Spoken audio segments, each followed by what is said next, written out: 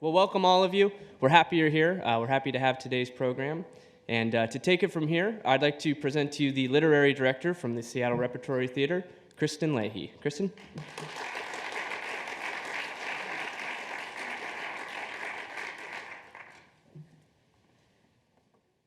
Hello, everyone. Welcome today. Thank you so much. We want to thank the Museum of Flight for having Seattle Repertory Theater come talk to you about Come From Away, particularly Cale Wilcox, our wonderful introducer, and Carla Bitter, who are both working in public programming, as well as everyone else at the museum for this really exciting collaboration. I wanted to start today off by showing you a brief trailer of this wonderful musical that we have right now at Seattle Rep, which will be playing until December 13th. So we hope that you can join us for that. I think we're going to have a very invigorating conversation, particularly on the major themes of the play, and we'll have our writers, composers, lyricists with us, as well as many special guests that you'll be meeting over the course of the hour. On one of the darkest days in our history, 38 planes with 7,000 passengers were diverted to a tiny town in Newfoundland. This is the true story of a group of people who found humanity and hope in a time of crisis. This holiday season, come celebrate the human spirit with a remarkable new musical, Come From Away, at Seattle Repertory Theater. Opens November 13th. Tickets at seattlerep.org. So, ladies and gentlemen, I just want to give you a kind of a brief overview of Come From Away before we invite our guests on stage. So as you found from the trailer, yes, this is a very intriguing story of the 38 planes that landed in Gander, Newfoundland on September 11th and remained with the town of Gander for a number of days, in which they were able to find help, hospitality, and all these 7,000 passengers that landed there were safely able to eventually return home. And this is their story that we find in this beautiful musical. So just a little bit of information about the timeline. So thank you, Cale. On 9/11 at 9:25, the air traffic to the U.S. closed. And then at 12:15, 13 planes were grounded in Gander. So that's in a very extremely short turnaround of time that this all happened. By 4:30 that day, 38 planes are grounded in Gander. And then by 5:17 that evening, the deplaning of those planes commenced. And through 9/11 through 9/16, the planes and passengers remained in Gander, and then were able to meet everybody in Gander who were able to offer them respite. And this is just one of the images of the many planes that landed that day. So there's just to have a frame of where Gander actually is in terms of relation to us. There's a map of that. You can see Gander there. And then we'll get to this a little bit later. But right now, I'd like to invite Irene Sankoff and Hein up to the stage, who are writers, composers, lyricists, who are going to talk to us a little bit more about the piece. You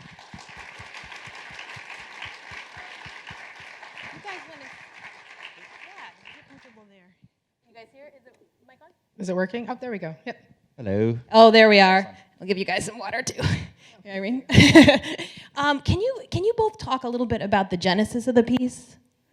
Sure. We originally heard the story. A friend of ours had suggested it to us as an idea for a musical. This amazing story of, as the opening suggested, when 38 planes, almost 7,000 people were stranded in this tiny town on the northeast tip of North America in Newfoundland, in this tiny community of about 9,000 people. So the population doubled there for almost 5 days, and people fell in love there.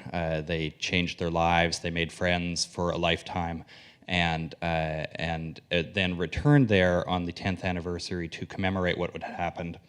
And Irene and I were fortunate enough to have a grant to go out there for about a month to meet everyone who had returned, pilots, plane people, passengers, and everyone there shared these amazing stories of friendships made, loves made, and lives changed that we wanted to share with the world, and we turned it into a musical. Now, did you guys, on 9/11, did you know this had happened in Gander, in terms of all these planes coming to this small place? No, on 9/11, we were living actually in Manhattan. I lived at about 122nd Street and Broadway, 125th and Riverside. It was a big building. It was the entire block. It's an international residence for students from around the world. So we were actually living with people from 110 different countries, 700 students from 110 different countries. So we pretty much stayed up at our residence all day and sort of waited for people to come home from downtown because we did know people who worked there. My cousin was in the towers, but fortunately made it out. But in many ways, our experience of being in this building with people from around the world was very similar to what was happening at Gander at the same time. I think one of the most interesting aspects of the piece is how you were able to develop it from interviews. Can you talk a little bit more about the process of collecting those interviews and then taking that material and forming it into a musical? It wasn't easy. When we went out there for the 10th anniversary, the town was filled with press. Everyone wanted these 5-second sound clips for their news bits, and Irene and I were just interested in meeting everyone and hearing every story we possibly could. So we would sit with people for 4 or 5 hours and talk with them and drink with them. They also invited us into their homes. We were very fortunate to experience the same generosity that the people of Newfoundland shared with the Come From Aways, and that's really the big part of the story is not only that they were stranded there, but that the people of Newfoundland said to them, not only you can come off this plains, even though we don't know who you are, but we're going to clear out every town hall, every possible space in the town. We're going to welcome you into our homes. They offered people to wash their clothes, to have a shower. While they were doing that, they made them lunch. While they were doing that, they invited them for dinner, and then they invited them to stay over. They played music for them. They entertained them. They opened their hearts and their homes, and it was incredible. So when we got out there, they said the same thing to us. They said, don't be spending money on a hotel. Come stay with us. Here's the keys. Just feed the cats. And it was incredible. And so we stayed with these people for almost a month and collected thousands of stories, just hundreds of hours of interviews. And every story we fell in love with made us laugh and made us cry. And we wanted to come back and share each one of them. And our first draft was about 5 hours long, and the people hadn't even got off the planes. But it's been a sort of a curation, like in the museum here. It's been an art of cutting it down and tailoring and amalgamating characters, but also really trying to stay as true to the stories that we heard and to the truth of the heart of what happened there, and to represent the people that we met there and the friends that we made as truthfully as possible. I think it's such an interesting, the label of the Come From Aways, which is the title. When you go to the town, is that kind of like everyone talks about that day still? And in the sense of, I just think it's very unique. Yeah. The Newfoundlanders and the Ganderites, Newfoundlanders and Ganderites, 2 new words for today, they are very humble about what happened and a little bit surprised that there's so much fuss. And they don't really talk about it anymore. They sort of say, we did what we did, and you would do the same, and let's stop talking about it, because it's, you don't celebrate generosity. It's just the way you should be, and it's interesting. And you even when we were there, I mean, we stayed with people for a month, and they didn't know us.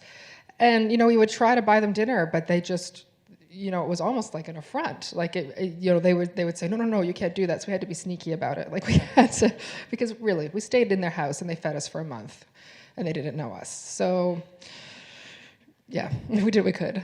At the same time that they don't think this is that extraordinary. At the same time, they are incredibly gifted storytellers and joke tellers and musicians. Newfoundland is an amazing place, and it is a terrible place to visit in the winter. They get buried in, it is freezing cold, and the way that they've kept warm and kept the community going throughout the hundreds of years that they've been on the island is you gather in the kitchens, everyone pulls out an instrument, everyone there plays at least 12 instruments, and you invite everyone over, and you dance, and you sing songs, and you tell stories, and that's really where the roots of this show came from, was this idea of let's gather a bunch of actors in a room with the audience, and let's tell stories and share our experiences, and that's exactly what we experienced. Even though they said it wasn't extraordinary, anyone should have done this. they had a lot of stories to tell. It was really amazing. That's it's amazing that there is this vibrant storytelling culture and also this musical or music culture, which lends well to a music. Well, particularly I feel like there's such a hybrid of different types of music within the piece and so many different instruments, as you just said, David. What are some of the spectacular, wonderful instruments that are showcased in the piece? Newfoundland brings its music from a tradition of the British Isles, so Ireland, Scotland, England, a little bit of France. So there's accordions, fiddles, acoustic guitars, mandolins, bouzouki, but also some really unique instruments like a boron, which is a hand drum. You sort of play by pounding it back and forth. It sounds like doom, doom, doom, doom, doom, doom. And something called an ugly stick, which is essentially a mop screwed into a broom with some bottle caps screwed into the side of it and a funny face, a can on the top of it, and you're just gonna have to come see the show to experience it. It's such a unique piece. I've been trying to catch the ugly stick backstage. It's really fabulous. Also, in terms of you've now been able to expose this piece in different forms, in the form of a workshop as well as a full production, and now this full production here at Seattle Rep. What have your experiences been with different audiences already? And you also worked on the piece with a college too in Canada. Yeah. When we first workshopped the piece at the Canadian Musical Theatre Project at Sheridan College in Toronto, we worked with students. So we had, at that time it was 14 students, and we had to keep them busy. So we gave them a lot of different roles to play and kept them moving the chairs and moving everything around. And now we've graduated to having, we'll call appropriately aged actors for the roles, and they get really tired trying to keep up with what the 20-year-olds were doing. But there was a time when we were worried that the piece relied on the magic of having students that they weren't good for any of the roles, so therefore they were good for all of the roles, and it was very, very theatrical. But we've been so blessed to work with amazing, amazing actors, both from Canada and from the States, many of whom have been on Broadway. Some local people like Eric Ankrum, Kendra Kassenbaum. I don't know if you follow theater, you'd know them. Chad Kimball, you'd know. He's back. He lives in New York, but he's from Seattle. He's a local boy. He was the lead in Memphis, and it's fantastic. Rodney Hicks, who's from Portland but performs here all the time. It's been a real joy to collaborate with all of these amazing artists, including our incredible director Chris Ashley, our choreographer Kelly Devine, our whole team. We've got this fantastic 8-person Celtic band on stage that's worth the price of admission alone, at least for me. I love watching them. There's a real, Irene mentioned this, but there's a real theatricality to the piece. Every single actor on stage plays about 87 different characters and 97 different accents, and they switch on a dime at every minute. And every person on stage, every person off stage, every person in the band, there's a community that's developed over the time in working on the show. They're all looking out for each other. They're such good friends backstage and on stage, and I think that feeling of community really resonates and has, you mentioned audiences, and has really extended out into audiences as well at talkbacks at events like this. It feels like everyone's been welcomed in, and afterwards we all meet in the lobby and share stories, and you get to meet some of the come-from-aways who are here today, and it becomes just a broader and broader family that's developed every time we've worked on the show. It just keeps growing and growing, and it feels a lot like what happened in Gander at the time. It's amazing. As we are in the Museum of Flight, are you both big fans of flying? Do you like to fly? Are either of you pilots? Neither of us are pilots. I love flying and flew a lot as a kid. Irene is not a huge fan of flying. But our daughter, we have a 2-year-old daughter who's grown up with the show. Molly has now traveled on, I think, around 35 flights, and she's just past 2 years old. She loves it. She runs up to first class. She runs back and forth constantly. She's just started watching videos, thank God, because the trip from Toronto out to Seattle is a long one. but it's really been a joy watching her experience air travel and getting excited about that. She came out to Gander with us on our last trip there. She got her first tooth out there, and our director, Chris Ashley, who is a big Broadway director and the artistic director of the La Jolla Playhouse, he had to learn how to install a baby seat and how to set up a stroller, and we like to provide a unique experience for him. I love it. Well, I hope you guys and Molly get to enjoy the museum a little bit before you head out today. But I'd love to actually invite up one of our wonderful pilots in the audience on stage, Beverly Bass.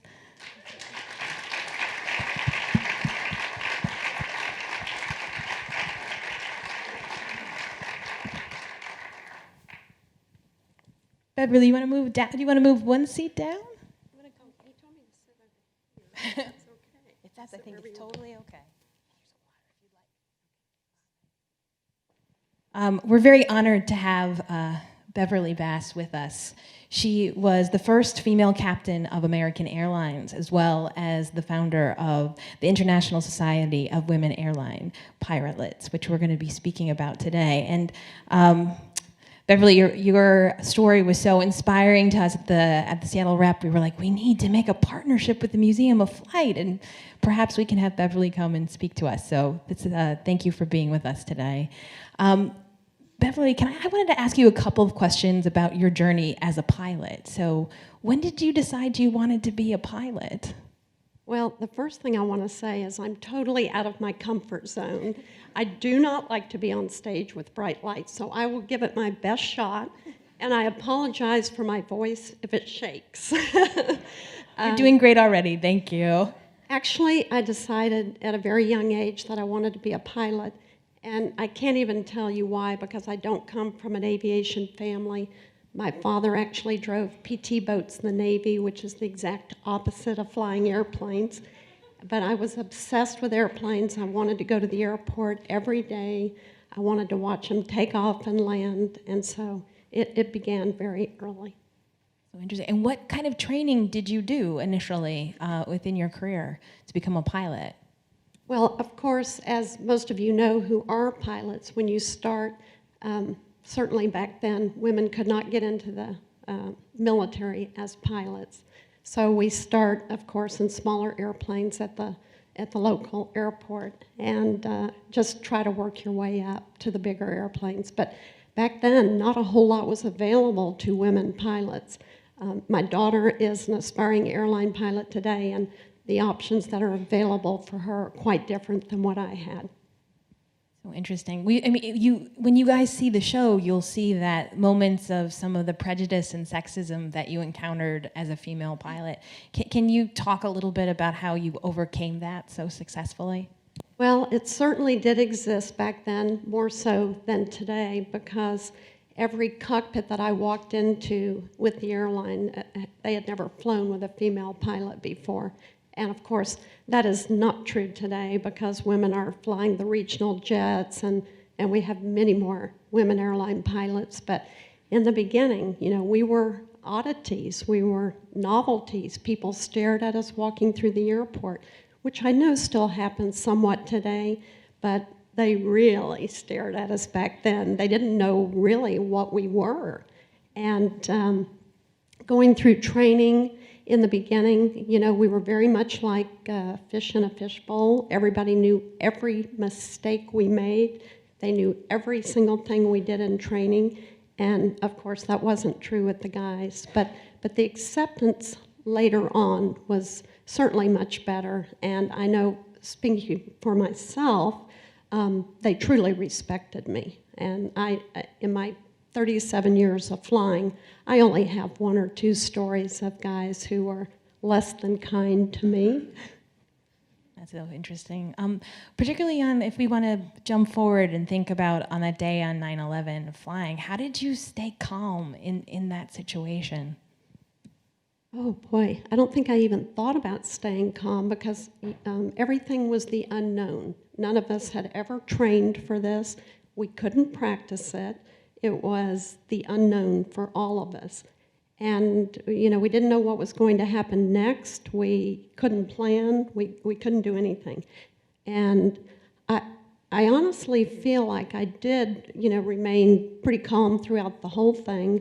And it wasn't until 5 days later when we finally got back to Dallas that I landed in Dallas, and I'm rolling out on the runway, and I turned my head to the right, and the entire terminal was covered in an American flag. And that's when I lost it.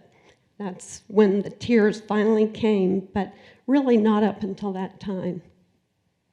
I think, we have all experienced since that day how flying has changed for us as passengers, and I know there are many pilots in the audience, but to speak a little bit for the layman community, what were some of the greatest dramatic changes that immediately happened after, in terms of being a pilot after that day, and after that period of time, essentially? Right. Yes, there were a lot of procedures that did change in our training career.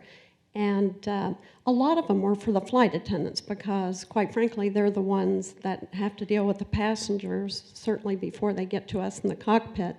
But that was the main part that changed, is protecting the cockpit at all means, because if we can stay up there and still fly the airplane, we can get it on the ground. But just for the pilots to be able to leave the cockpit and go to the restroom became an ordeal.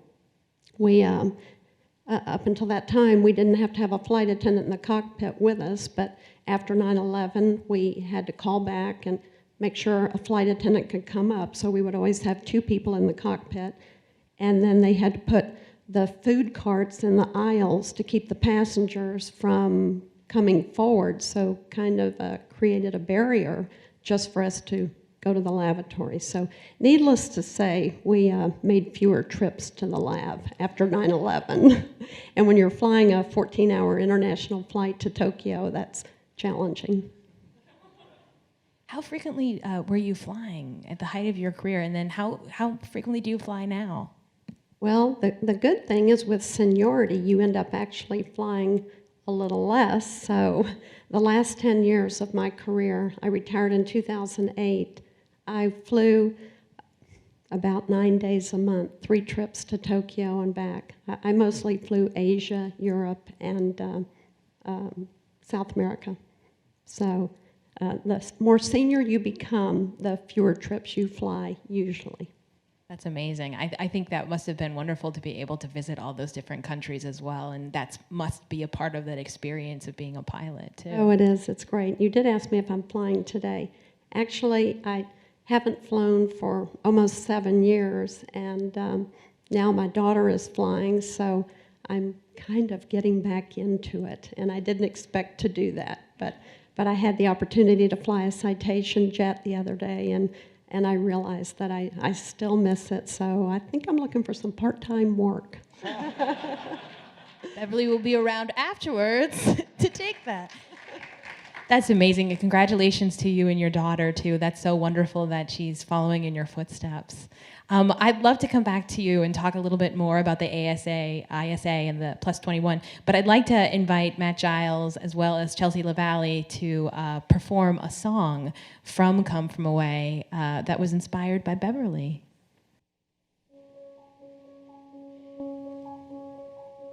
My parents must have thought they had a crazy kid, 'cause I was one of those kids who always knew what I wanted.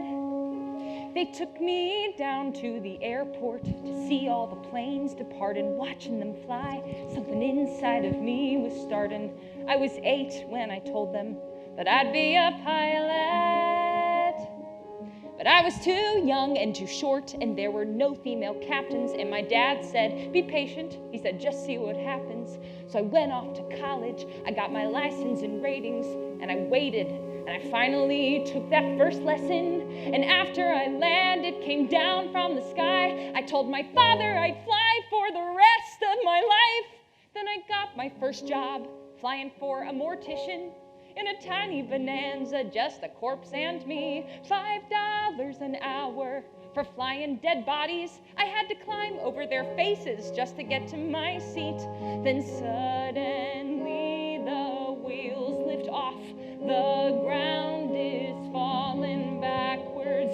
I am suddenly alive. Suddenly I'm in the cockpit. Suddenly everything's changed. Suddenly I'm not too young or too short, and the passengers in the back don't complain. Suddenly I'm flying company charters. Suddenly everything's high. Suddenly there's nothing in between me and the sky.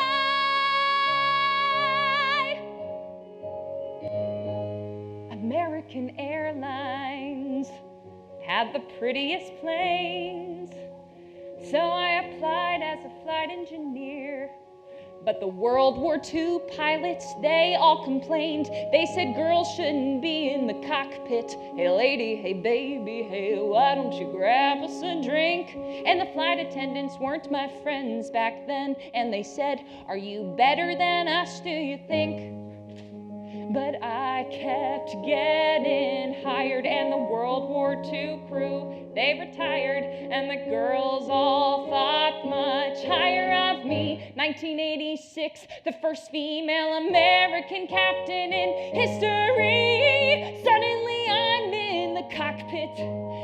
Suddenly I've got my wings. Suddenly all of those pilots protested me. Well, they can get their own drinks. Suddenly there's no one saying stay grounded, looking down, passing them by. Suddenly there's nothing in between me and the sky. Suddenly I've got an all-female crew. The news caught and made headlines across the world. Suddenly it stopped. No one's saying you can't, or you won't, or you know you're not anything 'cause you're a girl. Suddenly I'm getting married, and we're putting pins on the map where we've flown. Suddenly I am a mother, and suddenly shocked at how much they've grown. Suddenly I'm wondering how my parents would feel seeing me teaching men to be pilots, 'cause suddenly I am a senior instructor. Somehow I'm 51. Suddenly I'm flying Paris to Dallas, across the Atlantic and feeling calm, when suddenly someone on air-to-air traffic says at 8:46 there's been a terrorist action, and the one thing I loved more than anything was used as the bomb. Suddenly I'm in a hotel. Suddenly something has died. Suddenly there's something in between me and the sky.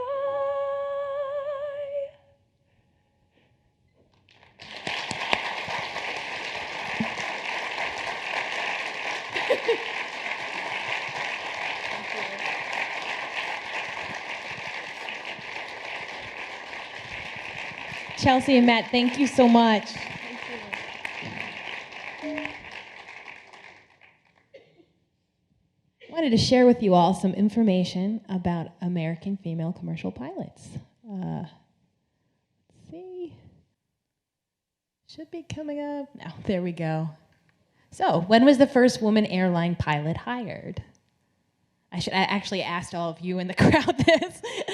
So the first U.S. Woman airline pilot was Helen Ricci, and she was hired by Central Airlines, a U.S. airline, in 1934. She resigned 10 months later when the all-male pilots union refused to accept her. Out of the piloting work and nearly penniless, she committed suicide on January 7, 1947. A woman airline pilot first database is managed by the 99s. So, and this information is from the ISA site.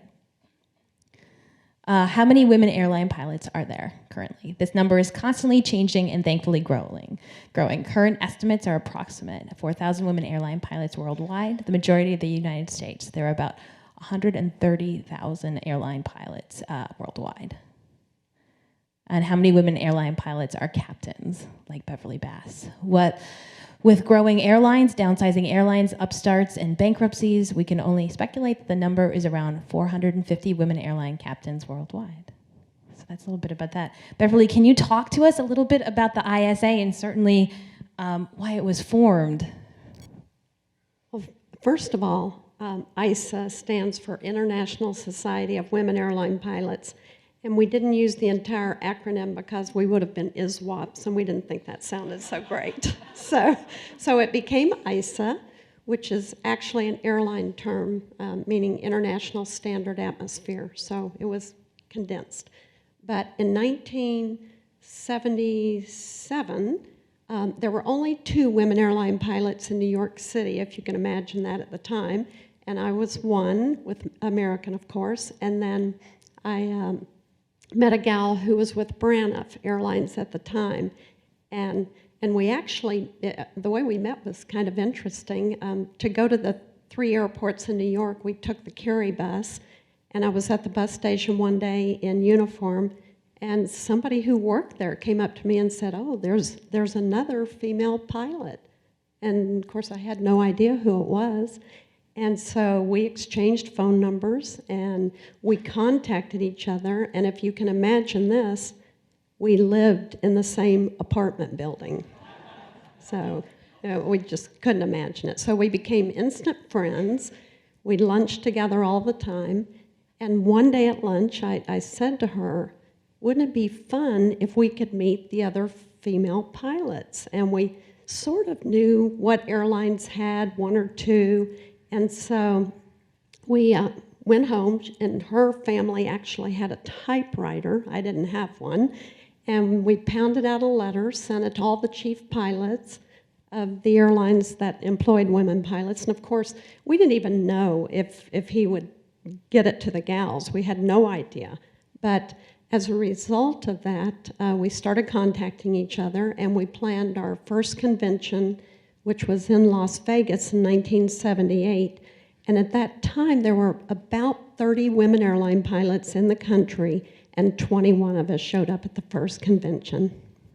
And of course, we have maintained those friendships for all those years. We're a very tight-knit group, which is really nice. Can I ask, are there members of ISA with us in the audience today? Yes, thank you guys.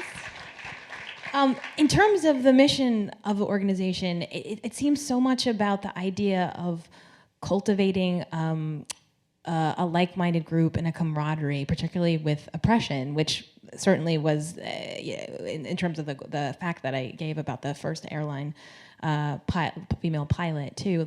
There's a need for this. Yeah. Can you talk just a little bit more about that, Beverly? Well, the plan in the beginning when we formed the organization, it was very important to us that it be a social organization. We just simply wanted to meet each other and mentor young female aviators who were coming up behind us. It was hard to imagine at the time that we were the pioneers, but we truthfully were. And so it was a goal of ours to provide scholarship money, which I believe, I hope I have the number right, we've given over $1 million to young female aviators to pursue their aviation dreams, which we're very proud of. That's amazing. And it sounds like you guys meet at least annually then, or? We do. We meet annually, and every other year our convention is at some wonderful international site. And our most recent one was in Berlin with a side trip to Dresden, and our conventions are wonderful. It's such a wonderful gathering of lady aviators and their families. Approximately how many different airlines represent this group of women? How many airlines are they flying for? What are the different ones? I don't know the answer to that, but I think we have somebody in the audience who might know that. Kathy McCullough? Kathy, do you know that? I was going to ask our membership here. Help with that answer, please.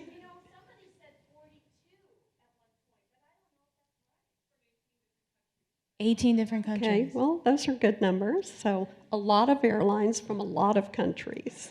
That's amazing. That's really incredible, and I love the intergenerational aspect too. And it sounds like there's a whole new group of female pilots that are going to be a part of your group, which is wonderful. For sure. And every time we meet one in an airport, or she's flying our airplane, we always try to get them to join ISA.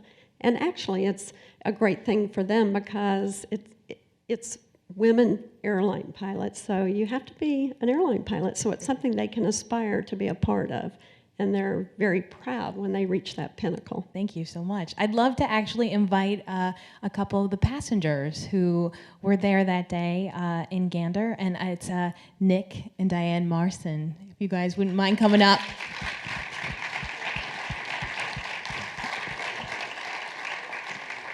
Do you guys want to stay? If you're comfortable, stay.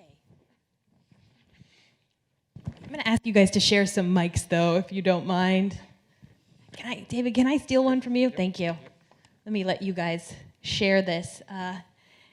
Nick and Diane, for people, I wanted to do a show of hands. How many people have not seen the show yet? Because I think more people have. Oh, okay, fantastic. Okay, we're very excited for you guys to come to see it. And Nick and Diane, can you talk a little bit about how you're represented in the show, if you're comfortable? And perhaps maybe David and Irene can help a little bit, too, on that. We were both flying on 9/11, and I was returning home to Houston, Texas. My son was in the Air Force in England, and it was the end of my vacation. And you were? I was going out to Houston to do some experimental drilling. In the show, it's depicted as a presentation, which is probably much easier for people to understand. And then how did you guys meet then exactly? And how did that come together? Yes. We did not meet on the airplane. We were on the plane for something like 30 hours. And when we deplaned, we both needed medication because whatever medication we had was in our checked luggage. So we went this way and the rest of our plane went that way. So we ended up at that point getting separated from our airplane. I was taken to Gambo. It was a SUF, the Society, the United Fishermen, I think it is. Yeah, Society of United Fishermen. Diane went somewhere else, and they fed her, but there was no room for her to stay there. So later on that day, she ended up in the SUF. And so there's a whole bunch of army cots, which were our beds. And there was a group of people over there and a group of people over there, and there's this fairly attractive lady on her own down there. And I thought, well, I'll give it a shot. So I went over and I said, do you mind if I bed down here? That probably wasn't quite the right words, but something like that. And she really couldn't say no, I guess. Well, it was very unnerving at first because until we saw the TV, we did not know exactly what had happened. And then when we did, it was very shocking and very disturbing. And until we could talk on the phone, they were so generous to install phones that you could use for free to call your family. And I called my family and told them where I was and found out that my son, who did fly for business, was okay. Then it was just, you had to just go with the flow because there was nothing else you could do. And so where are we? Do you want me to carry on? Can you talk a little bit about how you feel about how your love story is conveyed on stage? I think they've done an outstanding job. They've got all these stories that they started out with 500 pages or whatever it was, and they've amalgamated it into a coherent story for the show. So they've done an outstanding job. And I think the actors and actresses have been very well typecast or appropriate. Even though I don't think I'm quite as eccentric as Nick is on the show, but it sure adds to the the amusement. So that's great. David and Irene are taking some artistic liberty there. Yeah, I'd like to think so. Not eccentric at all. Talking about how you guys are a married couple, bouncing back to you guys, you are also a married couple. Can you talk a little bit about the collaboration, particularly how you're both composers for the piece and writers of the piece and the librettists and lyricists for the piece at the same time of being married? And so how does that all cohabitate? Why don't you take that? A little bit like that. Okay. We started writing together actually to spend time together because David was a singer-songwriter, I was an actress, and we never saw each other. And so we wrote a musical so that we could basically hang out, and it worked really well because now we are together 24/7. We share book music and lyrics mostly because we can't really stay out of each other's business with that. So David does tend to sit down first and get things on the page, and then I come along and fiddle with it, and then we go back and forth and try to come up with something that, as Nick pointed out, is coherent.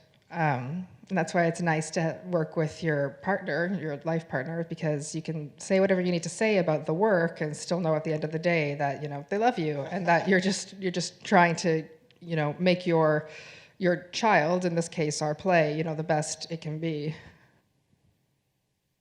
That was perfect. I love you. That's why it works so well. I just also want to say it's really beautiful watching you, both of you in a room, and how you so fluidly move between each of those different genres, and then just have such a shorthand with each other. It's I think artistically it's one of the most virtuosic things to see, and that you don't see that often as audience members. But the beauty of work that's being created, and all the love and attention, and also the skill that goes into making a collaboration like this, and having such a special experience. And that's what we very much feel at Seattle Rep. We feel really blessed and privileged to have you all with us, and to sharing this beautiful piece with our theater as well as our family, our audience. So I want to thank you all for that. I do have, sorry. I wanted to ask one more follow-up question. Mention a very important announcement and then take it to the house. But can you guys talk a little bit about, Beverly, about what's it like to see yourself or an iteration of yourself on stage? Well, it's a bit unnerving at first because you never expect your personal life to be broadcast. But if you get, I guess if I have to think of something to say, if you get a second chance at life, grab it. Don't be shy. I'm usually such a control freak, and I think about everything until it's overdone. But if you get something that you think you can be happy with, go for it. Good words of advice. That's excellent. Yeah. Well, I do have some exciting news for you guys. Eric Ingram, who's in our cast, yesterday, actually this morning at 3 a.m., had a baby with his wife, and it's Olivia Ingram. Yay. I don't know if he's performing this afternoon or not, but it's very exciting news. We've been waiting anxiously. She's about like 10 days overdue, and opening night was a couple nights ago, and we were all like, there was one performance where he was like 2 seconds late for a cue, and we were like his wife's giving birth, he's run off stage, he's left us alone. No, he's there, he's fine. Well, from all of us from here, wish them a congratulations out there. I'd love to thank you so much, all of you. I wanted to give you a round of applause before we move to questions.